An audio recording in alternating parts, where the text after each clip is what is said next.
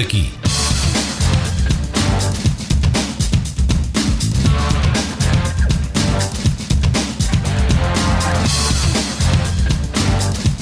Falar daqui, a região em foco.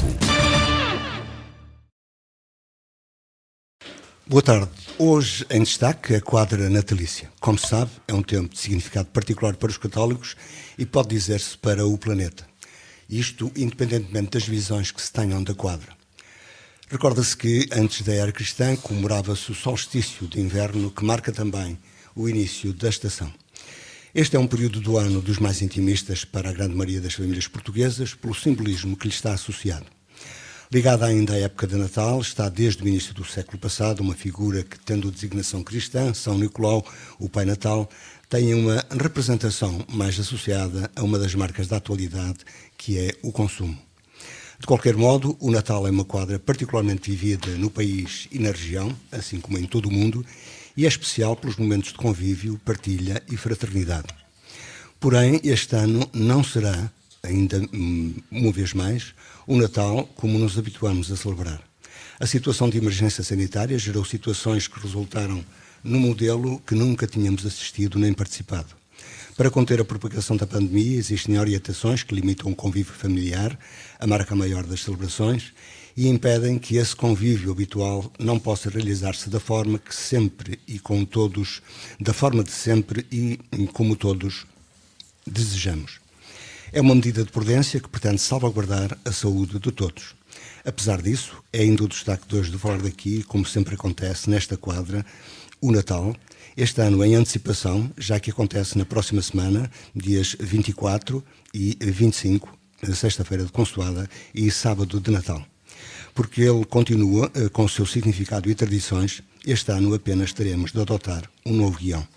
Para falar então do Natal, o seu significado, tradições e a sua vivência no momento atual, convidamos e temos em estúdio o padre albano Jorge Costa, que é arcipreste de Vieira do Minho, o padre Albino Silva Carneiro, que é arcipreste da Póvoa de Linhoso, e o padre Almerindo Costa, arcipreste de Terras de Douro, 3 dos 4 presbíteros vieirenses no distrito, ou na arquidiocese. A todos, boa tarde, obrigado por terem vindo. Começamos por si, padre Albano, e referindo exatamente esta condição de arcipreste de todos. Um arcipreste é um líder local, digamos. É verdade. Ou o coordenador local da igreja. Boa tarde. Eu primeiro gostaria de saudar o José Luís Machado e saudar os restantes amigos, o Sr. Padre Albino Carneiro, que é o arcipreste de Póvoa de Linhoso, o Sr. Padre Almerindo Costa, arcipreste de Terras de Douro, mas queria também saudar... E faltou-nos o Padre Nuno Vaz, que é arcipreste em Amares. Sim, e saudar também os ouvintes da Rádio Alto Ave que nos escutam. O papel do arcipreste é ser um mediador, digamos assim, um coordenador, alguém que no arciprestado representa o seu arcebispo e que fala e que ouve os colegas e que também transmite aquilo que os colegas realmente pretendem. Estamos numa fase sinodal e a fase sinodal é sobretudo escutar. Portanto, o arcipreste é alguém que escuta os sacerdotes, que escuta os leigos e também que escuta o nosso pastor da arquidiocese. Escutar essa foi a frase-chave de Dom Jorge neste último ano em que preside a arquidiocese. Exatamente. Portanto, a palavra escutar é muito importante. Escutar, sobretudo, o Espírito Santo, mas também depois escutar as pessoas para saber que igreja queremos, que caminhos devemos seguir, como ler os sinais dos tempos. E também este tempo novo para nós, Igreja de Braga, temos novo arcebispo nomeado, São Dom José Cordeiro, e portanto para nós é também um tempo novo, este tempo que nós estamos a iniciar na Igreja. Padre Albino, provocatoriamente, isto é, digamos, uma ascensão dentro da hierarquia? Não, ou seja, eu always brinco com a função que me atribuíram há 2 anos na Póvoa de Linhoso e aqui com os colegas, e particularmente com o Padre Albano, eu brinco. Quando tem que se referir a mim, tem que se referir a mim como arcipreste barra com castelo. Ou seja, na Póvoa de Linhoso, pois. Não deixa de ser, ou melhor, sim, na brincadeira, isto é assim, brincando, lógico. Claro que a função tem a sua responsabilidade. O arcipreste... Mas não é, desculpe, mas não é também um reconhecimento? Eu diria que não. Eu diria que não, porque é assim, a função da arcipreste, ou o exercício do serviço que o arcipreste está chamado a prestar, quase nenhum colega do grupo que constitui o clero do arciprestado aceita. E ao não aceitar, dentro do grupo há sempre aqueles que estão mais disponíveis para aceitar. E então aí sim, aí eu reconheço que... Pela sobrecarga de trabalho. Sim, pela responsabilidade que traz, que tem em si a função que o arcipreste... De qualquer maneira, como disse e disse bem... Ser padre é uma vocação. Sim, ser padre é vocação. Ser arcipreste, não. Porque alguns têm vocação de bispo. Mas agora não vou brincar. Ou ambição para. Ou ambição. Isto assim, mas tem em tudo na vida, tem que haver ambição. Um dos meus defeitos que me apontam é não ser ambicioso. Mas voltando à função da arcipreste, claro que é um estatuto, digamos assim, que a Igreja tem enquanto, e disse bem o José Luís quando na apresentação, é o coordenador não só do grupo dos sacerdotes que estão a trabalhar nesse arciprestado, mas de todos os movimentos que na Igreja possam existir, desde a catequese, ao escotismo, aos zeladores, à Legião de Maria, todos esses movimentos que as paróquias são convidados a desenvolver e que o arcipreste tem essa função de coordenar. Mas, vamos lá ver, há uma votação. Somos votados democraticamente. E depois ser arcebispo... Contrariamente à nomeação para cônego.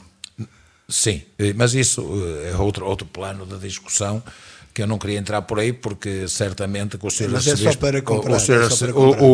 Nós aqui falamos de Sr. Arcebispo, porque o Arcebispo de Primares de Braga e das Espanhas tem esse título.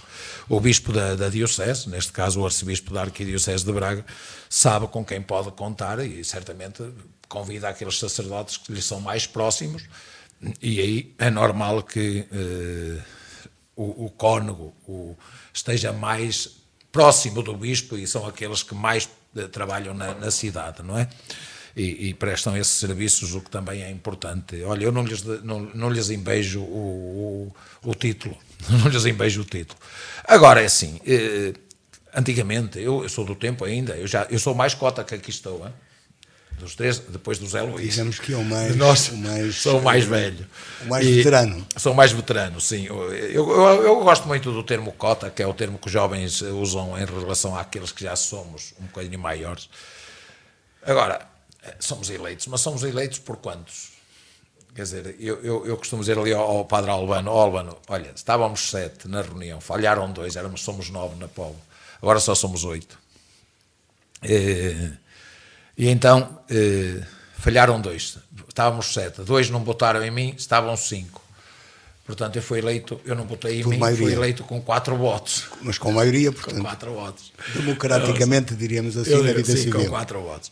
Mas não deixa de ter a sua responsabilidade. E aí, como responsabilidade e como serviço à Igreja que somos chamados a prestar, eu penso que reside mais na disponibilidade do que propriamente na condição do título. O título pouco diz, porque hoje somos, amanhã já não somos. E na Igreja tem que ser assim. E na vida social eu também é assim. Quer dizer, a gente, enquanto está, deve procurar fazer bem, quando sai. Padre Albrito, numa Igreja que tem cada vez menos padres, o exemplo que deu o Padre Albino, e se pensarmos em dia de domingo, é o mesmo. Portanto, um recurso, e volto àquilo que referi há pouco ao Padre Albino, um recurso ou um reconhecimento? É assim, no meu caso, eu sou natural de Beira de Minho, estou em Terras de Bouro, sou Terras de Bouro.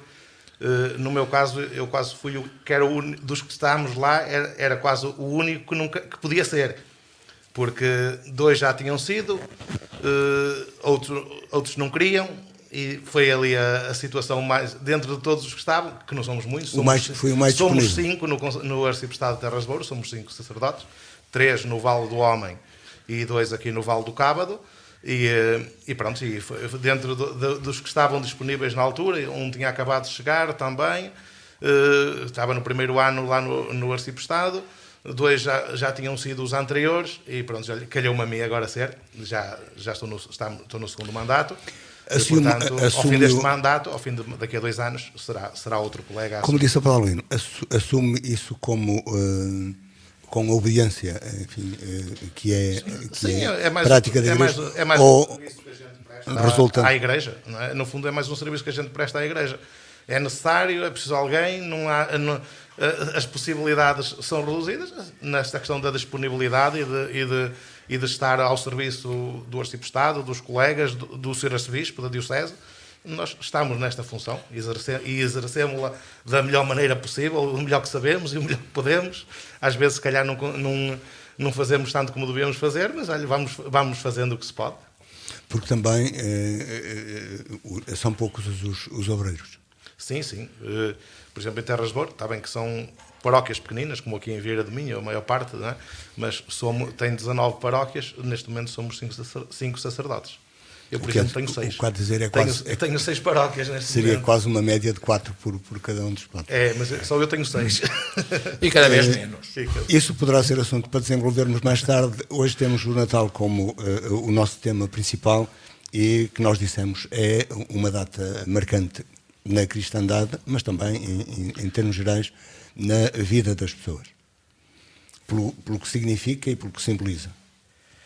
Sim, estamos num tempo novo, mas para nós o Natal é sempre o nascimento do Menino Jesus, é sobretudo através da liturgia que nós celebramos este grande acontecimento, que é conhecido como o maior sucesso do cristianismo.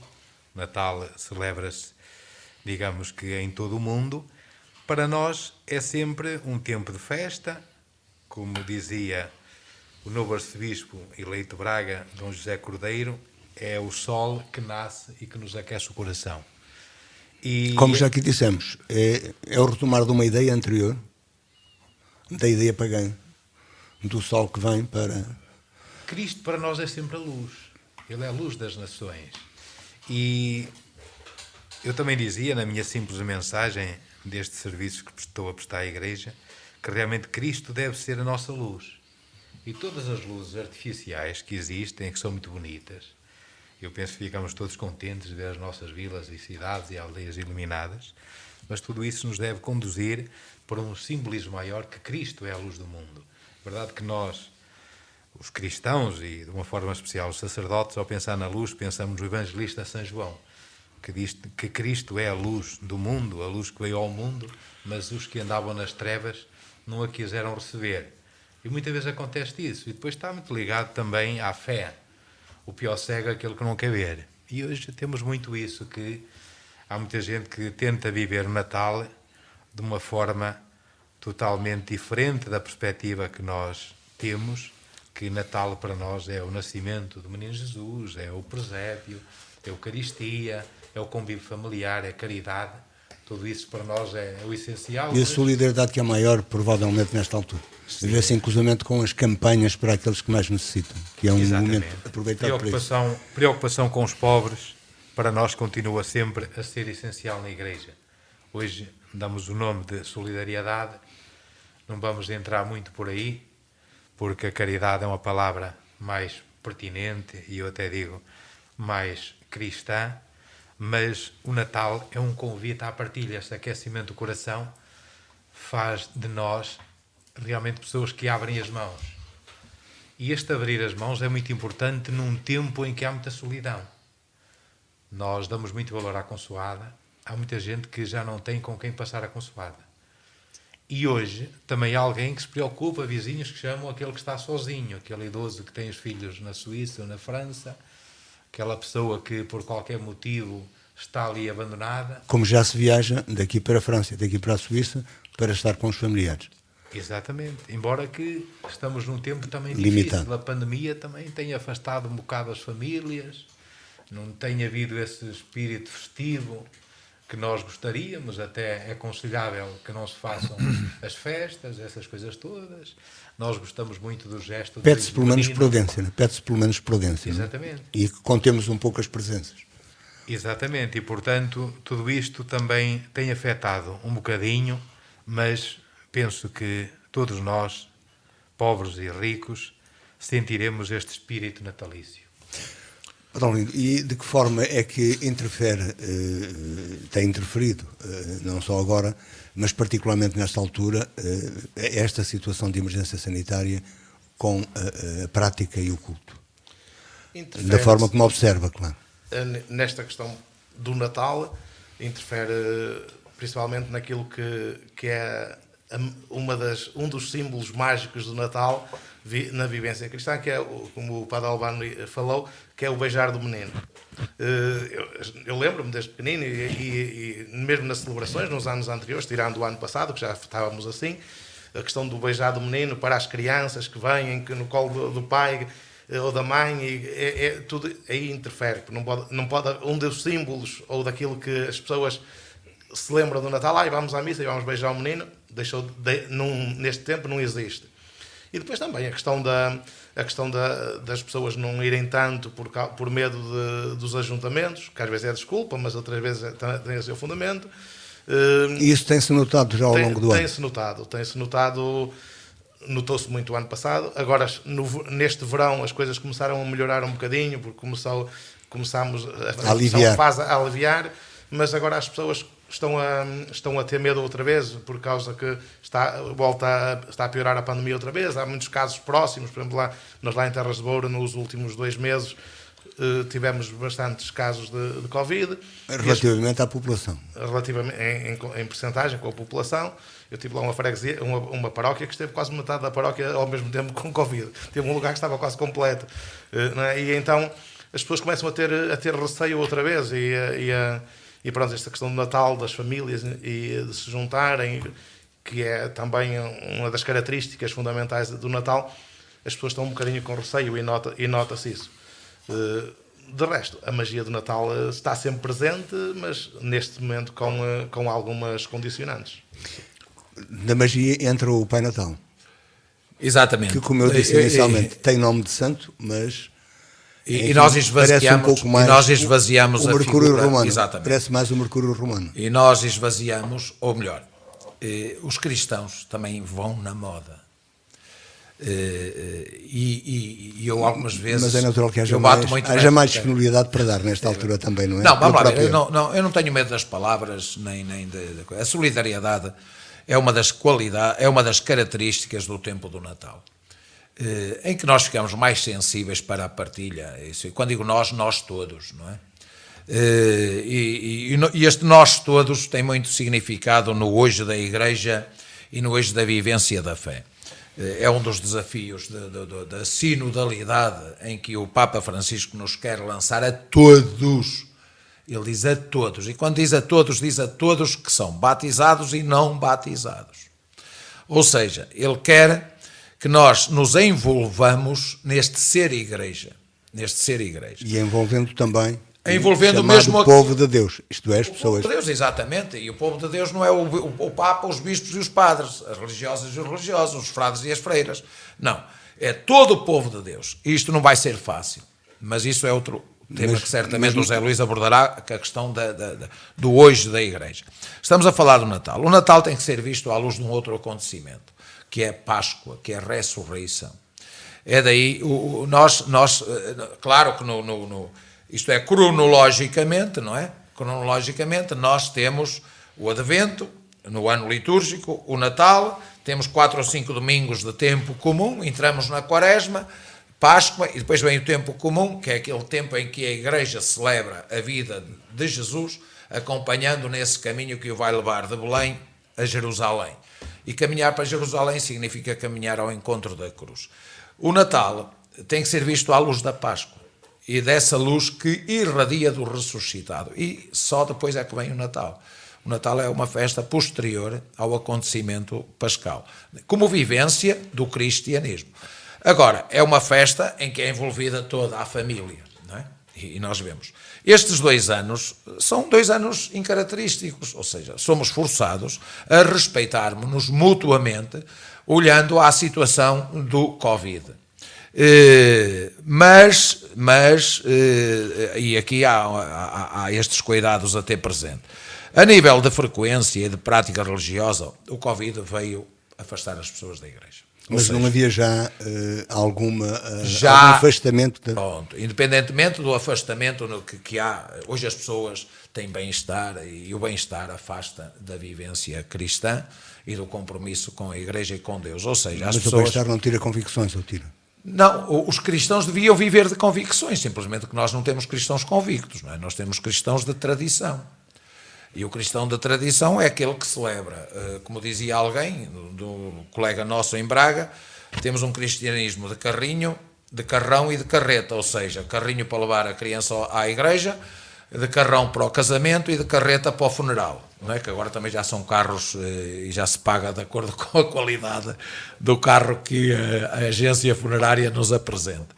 Mas também para aliviar um bocadinho e para darmos um certo ar de graça à conversa. E então é essa luz que irradia da Páscoa que nós somos chamados, nós os cristãos, a contemplar naquela ternura de um bebé que nos é dito. E é um bebé porquê? Porque nós estamos a viver o tempo do Advento, como o tempo, nós chamamos ao tempo do Advento e ao tempo da Quaresma tempos fortes, liturgicamente falando. Fortes porquê? Porque nos apresentam os dois acontecimentos centrais da nossa própria fé, existência. da nossa existência. Sim, da nossa existência humana vivida à luz da fé, do acreditar. É a Páscoa e depois veio o Natal. Ora, e vem no menino porquê? Porque, tanto quanto eu compreendo, o Deus do Antigo Testamento era apresentado como um Deus justiceiro, vingativo, que estava sempre atento aos comportamentos de um povo que era infiel. Mas hoje, por exemplo, hoje a leitura da liturgia de hoje, desta quinta-feira, da terceira semana do Advento, era lindíssima. A do Isaías, a primeira leitura do Isaías, era um poema de um Deus que se relaciona com o seu povo com uma atitude que eu gosto muito de falar dessa faceta de Deus, que é um Deus apaixonado, um Deus que é capaz, a noiva foge-lhe, mas ele vai sempre atrás dela. Quer dizer que a palavra do clérigo, que é ele o principal transportador dela, pode induzir numa ou noutra interpretação? Claro, o modo como nós transmitimos a mensagem, isto é, cada um tem as suas comunidades, não é? E devemos ser capazes de fazer uma leitura das pessoas que temos à nossa frente, não é? São pessoas, penso que a realidade de Vieira do Minho, a realidade de Terras do Douro não foge da realidade da maioria das paróquias da Póvoa de Lanhoso, não é? Eu cinjo aquelas paróquias mais próximas da vila, que sempre estiveram mais próximas da informação. Hoje temos a informação na ponta do dedo e de um número ou de uma letra, que já nem é tecla, não é? Agora é assim, esta magia do Natal vem precisamente da ternura daquele menino que não acabei o raciocínio, é-nos dado para nós sermos capazes de fazer a passagem que João Batista nos apresenta, como aquele que vem e diz, ele está aí. Claro, a diferença, eu costumo dizer, a diferença de João Batista para Jesus é de 6 meses. Mas na idade adulta, quando tudo começa, quando tudo acontece, eles têm 33 anos, aproximadamente, não é? Na cronologia que nós temos das datas. Mais 4, mais 5 anos, menos 5, menos 4, não é? Essa história da diferença da contagem do tempo. E esse menino vem nos dizer que o nosso Deus é aquilo. É um Deus terno, é um Deus bebé, é um Deus que se apresenta na fragilidade. Deus, que é que nós normalmente imaginamos muito longe, muito distante. Não, é um Deus que está ali. E que depois se faz caminho, com o meu viver, com a minha existência humana. E ele acompanha. É isto que os cristãos devemos procurar compreender e devemos transmitir enquanto sacerdotes que somos. Mas eu pergunto para Almerindo, e o que é que falha então no discurso da Igreja? E o discurso da Igreja é o discurso o mais próximo ao discurso dos párocos?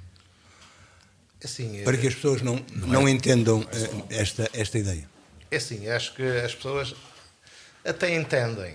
Agora, muitas vezes, a questão, o entender e o acolher no coração são coisas diferentes. Não é? Nós, às vezes, percebemos, sabemos, conhecemos muito, mesmo os cristãos hoje em dia, já têm alguma cultura bíblica e sabem até... E têm, como diz o Padre Albino, o botão no Sim, no smartphone. Isso não for mais, porque já foram muitos anos a ir à missa e a saber as leituras quase de cor e as passagens do Evangelho quase de cor. Mas acho que depois falta a parte daquilo que se escuta a entrar no coração e se transformar em vida. Não é? Muitas vezes o nosso problema é que só somos cristãos daqui para cima, né? Do pescoço para cima. Sabemos os mandamentos, sabemos as obras de misericórdia, mas depois isso não entra no coração e não se transforma em vida, não é? Porque para se transformar em vida tem que entrar no coração primeiro, não é? Tem que nos transformar por dentro. Eu costumo dizer isso muitas vezes nas homilias e nas reflexões com as pessoas, assim, a palavra que escutamos tem que entrar no nosso coração para nos transformar por dentro, porque se não nos transformar por dentro, depois não nos consegue transformar por fora. Mas porquê é que não transforma? Porque o discurso não chega ou porque as distrações são grandes? Porque, isto é, os elementos de distração são muitos. Eu acho que é mais porque ser cristão é exigente, não é? E nós muitas vezes... acho que o que se ouve mais hoje quando nos aparece alguém para pedir ou um batismo ou para casar, a questão que mais e a tua prática religiosa, que às vezes não moram na paróquia. Eu sou cristão, mas não sou praticante. Eu, na brincadeira, costumo dizer isso muitas vezes. Olha, isso é a mesma coisa que dizer eu sou ciclista e não sei andar de bicicleta. Um estudo feito aqui há uma década ou aproximadamente isso, aqui na Arquidiocese, dizia que apenas 30% dos católicos praticavam o culto. Sim, e não deve andar muito longe dessa média. Se me permite, e antes de ir ao Padre Albano, um parênteses aqui. Nós temos um produto excelente para apresentar. Por vezes não sabemos fazer o embrulho. E aqui está, entra a questão da linguagem, nas suas mais diversas expressões. Mas pode a Igreja fazer marketing, como se diz? Teríamos de saber fazer marketing, ou seja, o produto é excelente, é Deus. Acreditemos ou não. Eu costumo dizer nos funerais, para aqueles que vão lá, e tenho esse cuidado, porque por vezes há pessoas que só vão à igreja em funerais, porque é um momento também onde se nos pede presença solidária, que não de fé muitas vezes, não é uma questão de fé, é uma questão de proximidade, de humanismo, de saber estar junto da família que sofre a partida do ente querido. Mas nós temos o melhor produto do mundo, que é Deus, quer dizer, do universo. É preciso saber fazer-lhe o embrulho. E provavelmente a Igreja, durante muito tempo, não soube embrulhar o produto e não soube fazê-lo chegar. E essa é uma das dificuldades que ainda hoje temos. Eu tenho dificuldade. Porque, como diz o Padre Albano, temos católicos ou cristãos de tradição? Não. O nosso catolicismo, a nossa prática, a nossa vivência, o colega, o Almerindo dizia aí, falta depois passar da teoria à prática. E eu também digo isso muitas vezes, falta-nos dar o passo final. E o passo final é aquela celebração de fé que temos ali, comunitária, em comunhão uns com os outros. Cá fora devia ser a mesma coisa, e nós sabemos que não. Nós sabemos que muitas vezes estamos ali muito bem comportadinhos. Tenho um amigo que diz assim: vós tendes sorte os padres enquanto não houver contraditório, quando passar a haver contraditório. E eu tenho-lhe dito agora ultimamente: cuidado que vais ser chamado a pronunciar-te, ou estás a ser chamado a pronunciar-te. Mas vem logo a resposta: isso é para vós padres, vós é que sabeis. Mas isto fala-se então hoje no clericalismo, isto é, no poder dos párocos. Ou seja, e isso é isso? A clericalização é excessiva que houve da Igreja enquanto teve muitos sacerdotes. Ora bem, isto não acontece por acaso. As pessoas dizem: os padres daqui, da lá, pelos maus exemplos, também é se calhar por alguns maus exemplos que nós damos. Mas isso vamos esperar. Mas as pessoas têm de se convencer também que o padre... Mas isso é melhor esperar do que vai resultar aqui em Portugal. Não, mas o Espírito Santo funciona. Eu sou dos que acredito que o Espírito Santo funciona. Eu, na minha atitude crente, acho que o Espírito Santo funciona. E Deus tem os seus caminhos, que não são os nossos caminhos. Ele diz-lo também com clareza: os meus caminhos não são os vossos caminhos, os meus pensamentos não são os vossos pensamentos. E Ele sabe como fazer as coisas. Portanto, esta ausência de vocações religiosas para o sacerdócio está a apontar outros caminhos, mas resulta também que é de uma igreja laical. Vamos lá ver, eu já estive na África. Já se fala muito no papel dos leigos. Exatamente, mas fala-se há muito, mas o Concílio Vaticano II, que aconteceu há 60 anos, não é? Na década de 60, está por pôr em prática em muitas questões. Mas por resistência da própria Igreja? Por resistência da própria Igreja e dos próprios padres. Eu dou-lhe um exemplo muito concreto. Há colegas nossos que, por exemplo, um colega ir à paróquia dele, não o deve fazer. É lógico, manda o bom senso, não deve. Mas Deus me livre, nem pensar. O padre ir à paróquia do outro, não vai ele vir aqui estragar-me o negócio, ou estragar-me o rebanho. Só para ver, quando toda a gente hoje sabe que a mobilidade das pessoas, a paróquia, espaço físico, acabou, mas acabou há muitas décadas. E no caso do pároco, a disponibilidade deve ser completa. Ora, aí está, mas aí penso que, pelo menos pela vivência que eu tenho aqui destes dois camaradas aqui ao meu lado, sei que são padres presentes,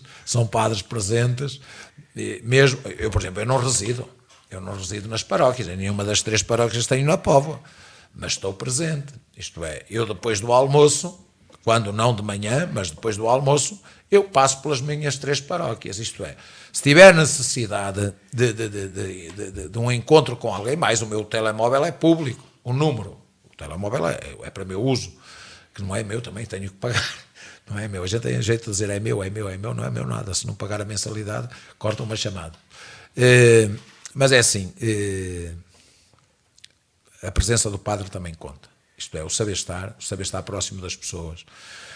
Agora é assim, o Covid veio de facto afastar as pessoas da igreja, e veio naquela linha do que o Zé Luís depois interferiu, no sentido de dizer que já havia e já há um distanciamento das pessoas. Eu penso que o bem-estar é um bem, não é? As pessoas viverem bem é um bem. Mas isso não impede convicções. Convicções. Mas sim, mas toca com as convicções.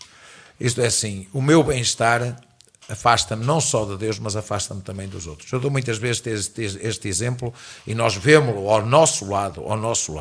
O novo riquismo, eu chamo novo riquismo às pessoas que saíram de uma situação como a minha. Eu não sou melhor do que ninguém, nem sou mais rico do que ninguém, nem antes pelo contrário. Mas é assim, eu não andei descalço porque o meu pai não me deixava andar descalço. E eu tinha um ciúmezinho dos meus colegas que corriam no meio do mato descalços. Como sabe, o meu pai era sapateiro, eu tenho orgulho em dizer que ele era sapateiro. Há pessoas que me dizem, não diga isso. Não, o meu pai era sapateiro. E competente. E competente. E ele dizia, e nunca me deixou andar descalço. Eu tinha ciúmes dos meus colegas que corriam no mato quando andávamos a guardar o gado e as ovelhas e tal, que nós tínhamos ovelhas, outros tinham vacas, dos patrões, dos proprietários. E sabia-se então que o leite não vinha do supermercado? E sabíamos isso tudo. E hoje não sabem, mas é assim, lá está, como o Pai Natal, voltando ao Pai Natal, ao São Nicolau, lá está, de um santo fizeram uma figura, americanos, da América vem tudo que possa ser de menos bom, ou melhor, vem tudo que é de mau e tudo que é menos bom. Também poderá vir alguma coisa... Tudo que seja vendável. Mas tudo que é mau vem de lá. Tudo que é mau vem de lá. E eles conseguiram, como estão a tentar esvaziar, por exemplo, o dia de Todos os Santos, com a Noite das Bruxas. E nós, por isso é que eu lhe dizia há bocadinho, nós os cristãos vamos na moda. Nós gostamos de andar. Eu nunca gostei. Eu andei sempre atrasado na moda, porque eu tinha que vestir a roupa que me davam dos outros, porque éramos... pobres, não é? E depois veio a roupa unissex, as minhas irmãs mais velhas vestiam e depois dava para nós também, algumas peças, não todas, mas algumas. Mas é assim, o São Nicolau é uma figura da igreja. Agora, nós temos é que explicar isso às crianças, mas porque são os que acreditam no Pai Natal, que nós já não acreditamos. Só para Albano. Desculpa, Albano.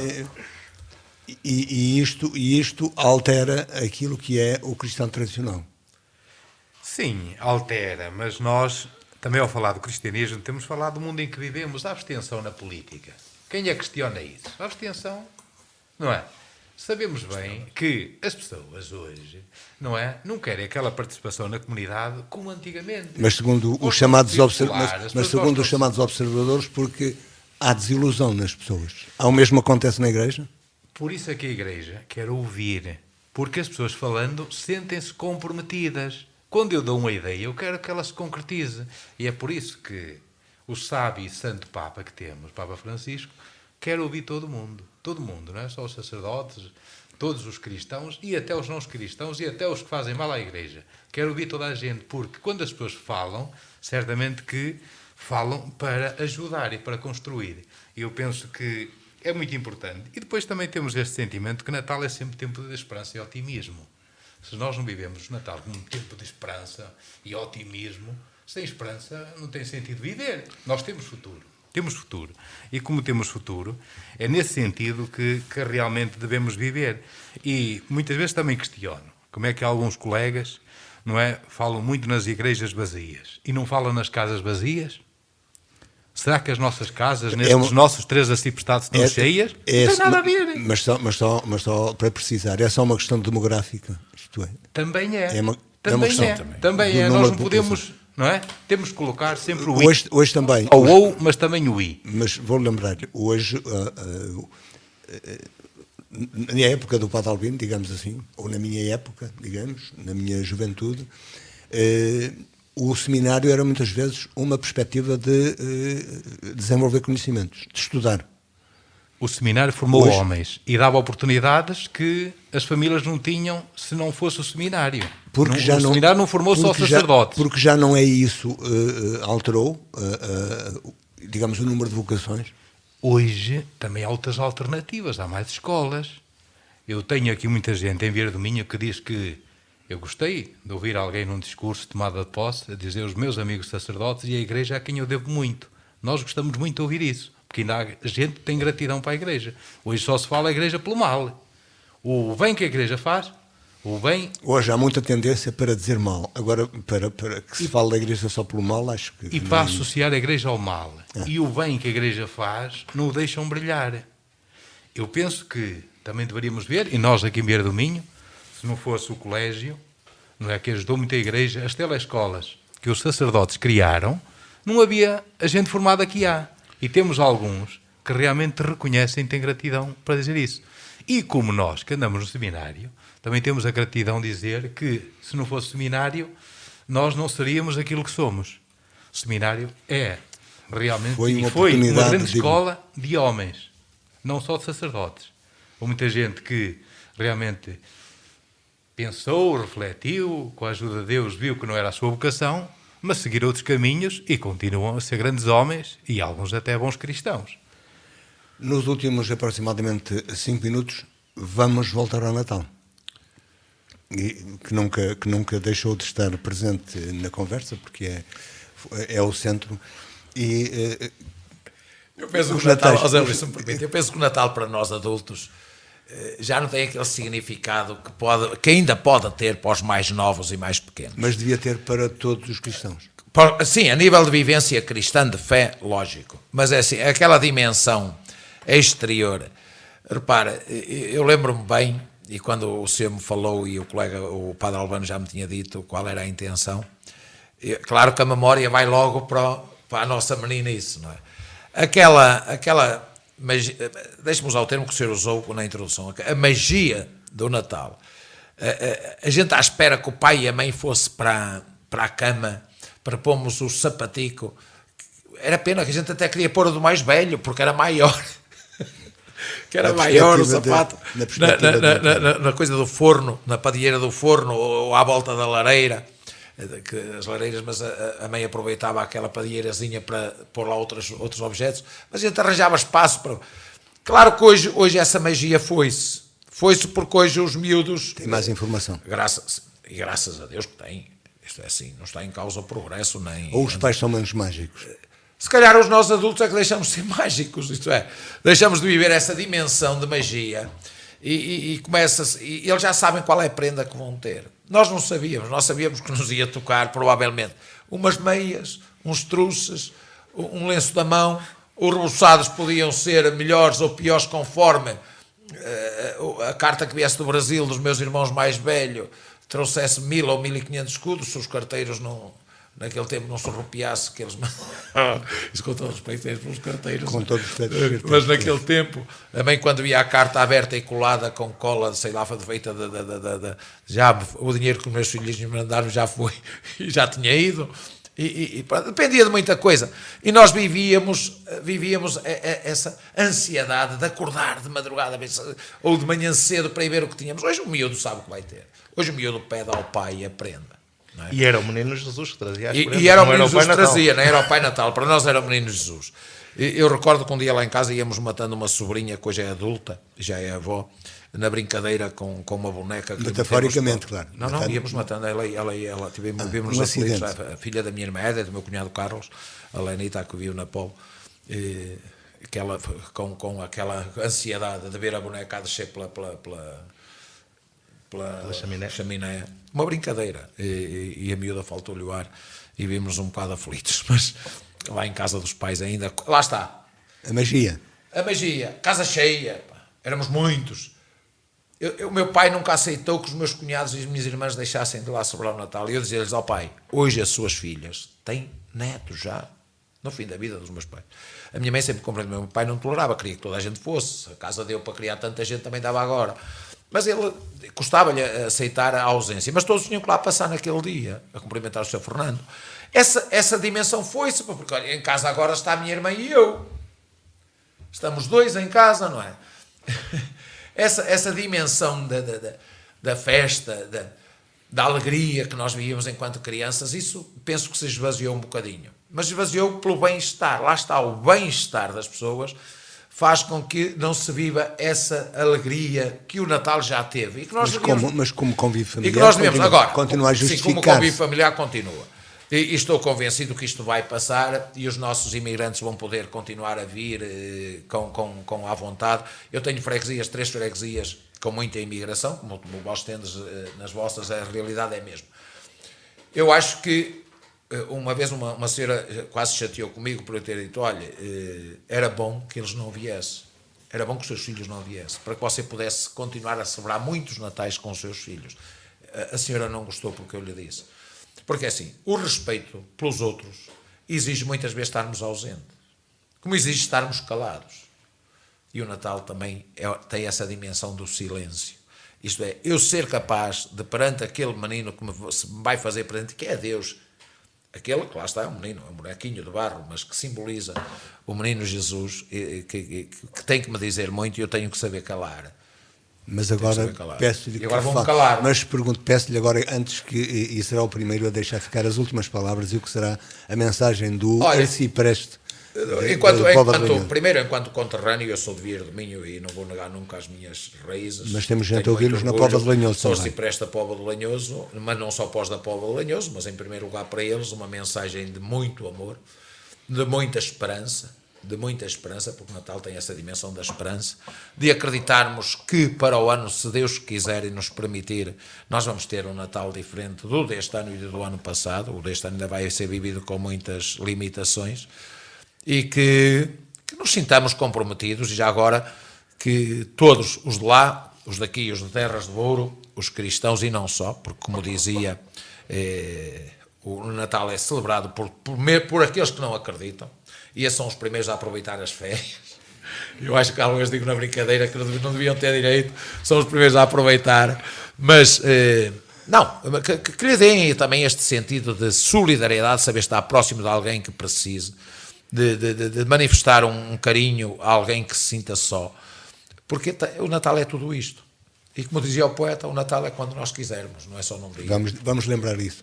Padre Alberino, o que diria finalmente sobre o Natal para aqueles que nos ouvem e particularmente para os seus paroquianos? O desafio que eu deixo para este Natal, para todos, não só para os de Terras de Bouro, mas também aqui para os de Vieira do Minho, terra que eu prezo muito, que é minha, e também para Póvoa de Lanhoso e para todos aqueles que escutam a Rádio Alto Ave, é que neste Natal se deixem tocar por esta magia deste Deus feito menino, que está no presépio, mas que quer que o presépio seja o nosso coração, para nos transformar por dentro e para nos levar a ser esta luz para o mundo, a irradiarmos depois aquilo que Ele é, ou seja, o amor, a paz, a solidariedade, o perdão, que nós sejamos transportadores desta mensagem, não só agora nestes dias de Natal, mas em todos os dias do próximo ano que vamos iniciar. Padre Albano, também. Eu, para todos os vieirenses, para todos os ouvintes e também para vocês aqui presentes, desejo um Santo Natal e que realmente o Natal aconteça todos os dias, quando nos reunimos com amigos, quando nos lembramos de Deus, quando vivemos o amor. Para nós é um dia de Natal. Eu também a todos desejo um bom Natal, lamentando que não tenham ter tido a possibilidade de conseguir juntar os 4 arciprestes que temos naturais de Vir de Minho, e falta-nos o padre. Pô, Nuninho, também um abraço. Nuno Nevaz, a quem desejamos naturalmente um bom Natal, e completando o que diria o Padre Albino, lembrando as palavras do poeta Ari dos Santos: Natal é em dezembro, em maio ou em setembro. Natal é quando a gente quiser. Onde quer que nos tenha escutado, continue com um bom fim de semana, 2 jatias, vamos continuar a falar daqui, e tenha um bom Natal.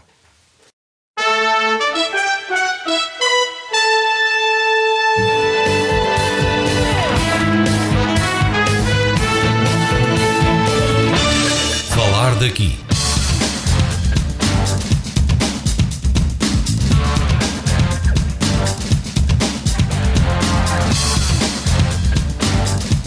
Falar daqui, a região em foco.